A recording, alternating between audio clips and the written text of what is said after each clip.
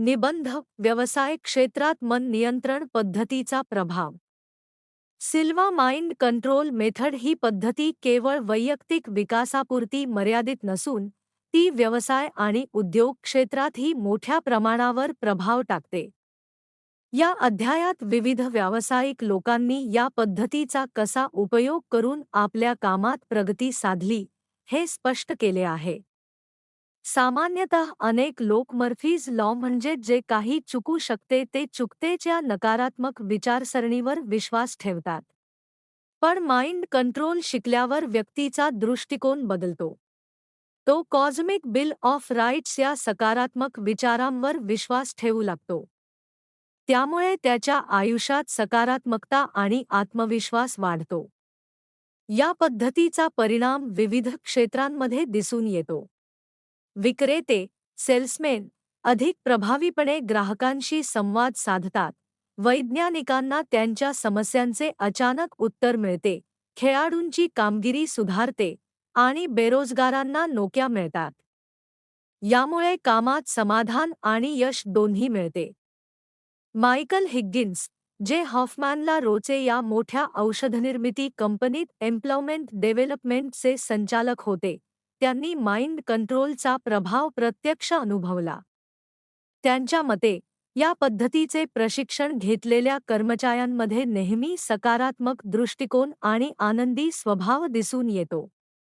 ही company मानसिक आरोग्य सुधारण्यासाठी पर्यायी मार्ग शोधत होती आणि त्याचाच एक भाग म्हणून त्यांनी 1973 मध्ये माइंड कंट्रोलचा अभ्यास सुरू केला.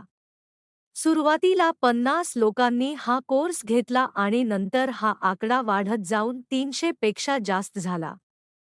या लोकांमध्ये वरिष्ठ अधिकारी, वैज्ञानिक, अभियंते आणि इतर कर्मचारी यांचा समावेश होता. या प्रशिक्षणासाठी अल्बर्ट गोरेब यांना आमंत्रित करण्यात आले. त्यांनी या पद्धतीचे प्रभावी मार्गदर्शन केले. विशेष म्हणजे सुरुवातीला संशोधन क्षेत्रातील काही लोक या पद्धतीवर शंका घेत होते, पण कोर्सनंतर तेच सर्वाधिक उत्साही झाले. यावरून या पद्धतीची प्रभावीता स्पष्ट होते. कर्मचाऱ्यांच्या अनुभवांमधूनही सकारात्मक बदल दिसून आले. एका अधिकाऱ्याने सांगितले की त्याला स्वतःची जाणीव वाढली आणि सहकाऱ्यांसोबत काम करण्याची पद्धत सुधारली. दुसऱ्या एका वैज्ञानिकाने सांगितले की त्याचा संपूर्ण मानसिक दृष्टिकोन बदलला आणि आता तो जीवनाकडे अधिक सकारात्मक दृष्टीने पाहतो.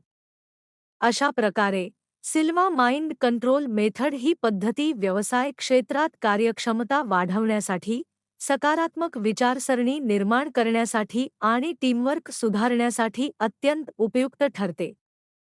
निष्कर्षतः योग्य मानसिक प्रशिक्षणामुळे व्यक्ती आपल्या कामात अधिक यशस्वी होऊ शकतो.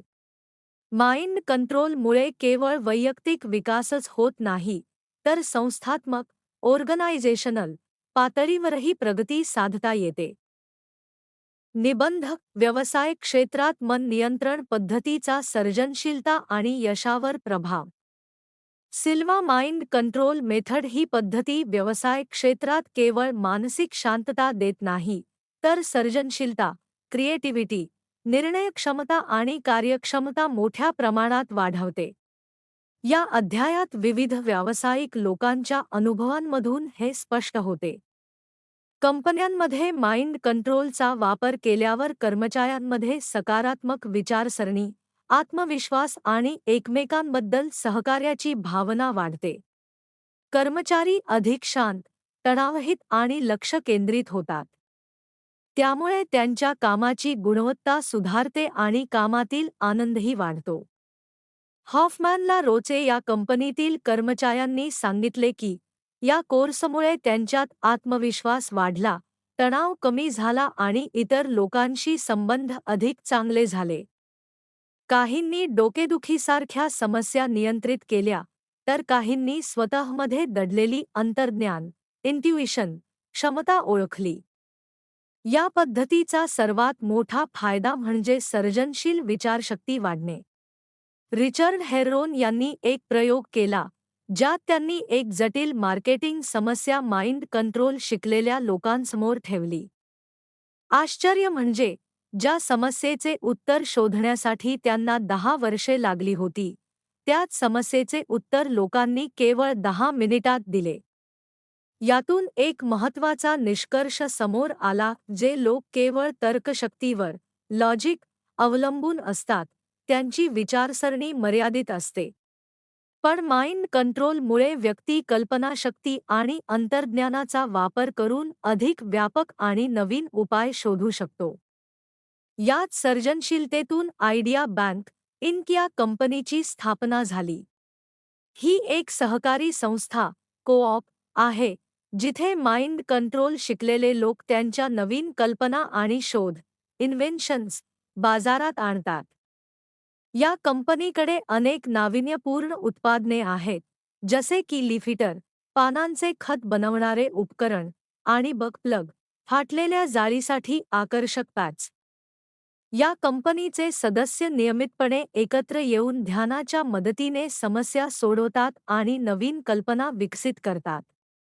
यामुळे त्यांची सर्जनशीलता अधिक वाढते आणि व्यवसायात यश मिळते. याशिवाय काही लोकांनी माइंड कंट्रोलचा वापर शेअर बाजारात गुंतवणूक करण्यासाठी करण्याचा प्रयत्न केला. त्यांनी ध्यानाच्या माध्यमातून भविष्यातील माहिती जाणून घेण्याचा प्रयत्न केला. जरी हा प्रयोग पूर्णपणे सिद्ध झाला नसला, तरी तो या पद्धतीच्या संभाव्यतेची कल्पना देतो. निष्कर्षतः सिल्वा माइंड कंट्रोल मेथड ही पद्धती व्यवसाय क्षेत्रात एक शक्तिशाली साधन ठरू शकते. ती केवळ कामातील कार्यक्षमता वाढवत नाही, तर सर्जनशीलता, आत्मविश्वास आणि निर्णयक्षमता यांनाही बळकट करते.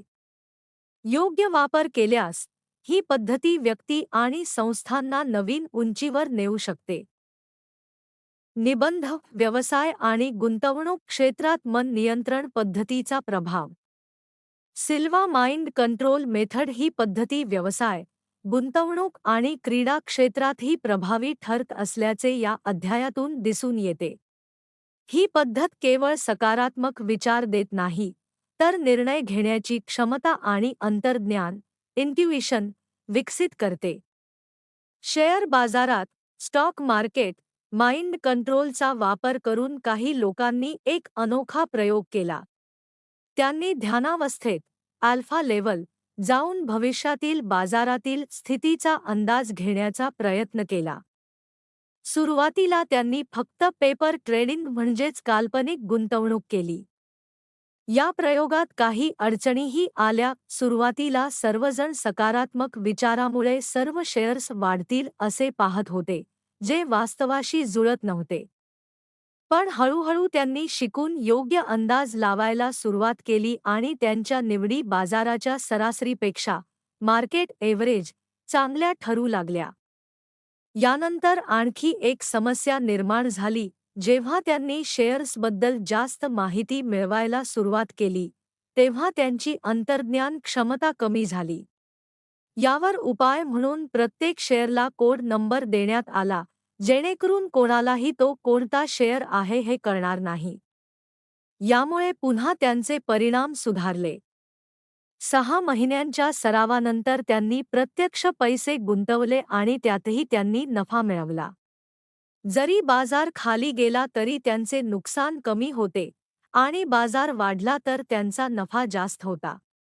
यावरून त्यांच्या पद्धतीची काही प्रमाणात प्रभावीता दिसून आली. परंतु जेव्हा बाजार सतत खाली जाऊ लागला, तेव्हा एक नैतिक प्रश्न उभा राहिला: शॉर्ट सेलिंग करून इतरांच्या नुकसानीतून नफा मिळवणे योग्य आहे का?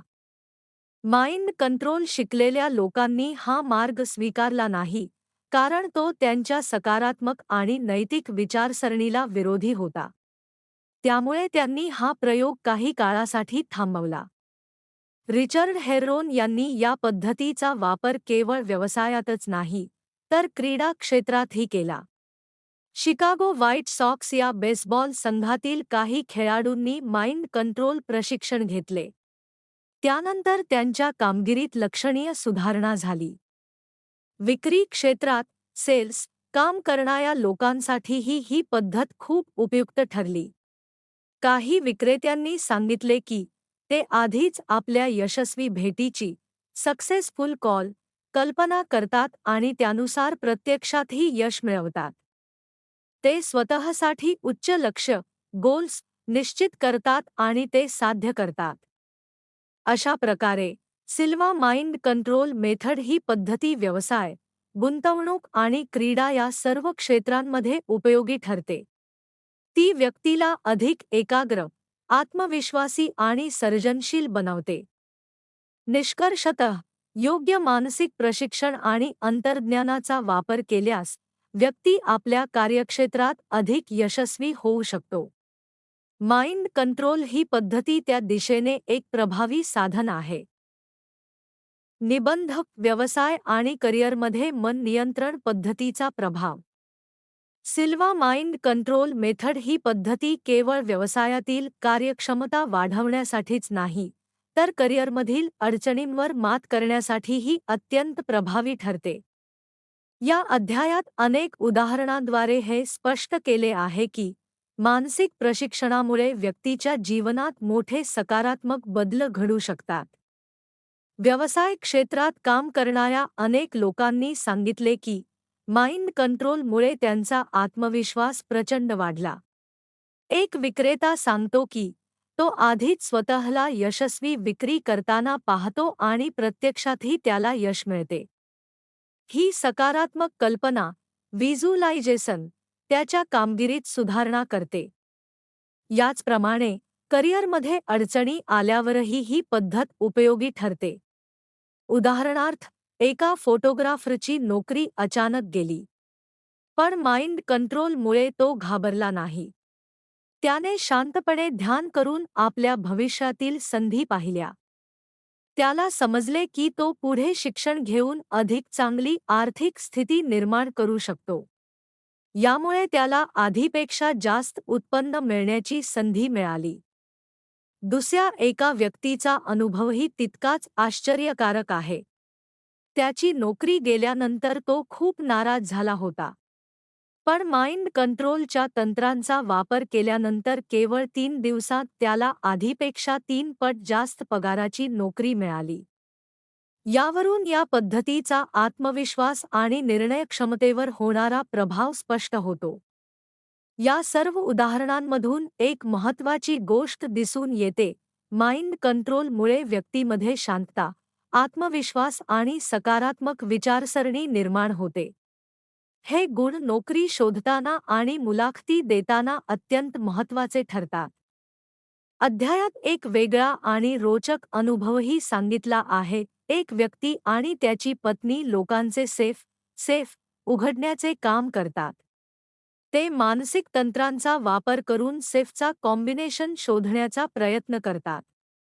जरी हा अनुभव अनोखा आणि वादग्रस्त वाटू शकतो, तरी तो या पद्धतीच्या संभाव्यतेची कल्पना देतो.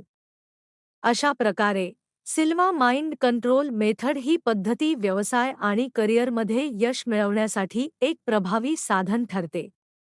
ती व्यक्तीला अडचणींमध्येही शांत राहायला शिकवते, आत्मविश्वास वाढवते आणि नवीन संधी शोधण्यास मदत करते. निष्कर्षतः योग्य मानसिक तयारी आणि सकारात्मक दृष्टिकोन यामुळे कोणतीही व्यक्ती आपल्या करिअरमध्ये मोठी प्रगती करू शकते.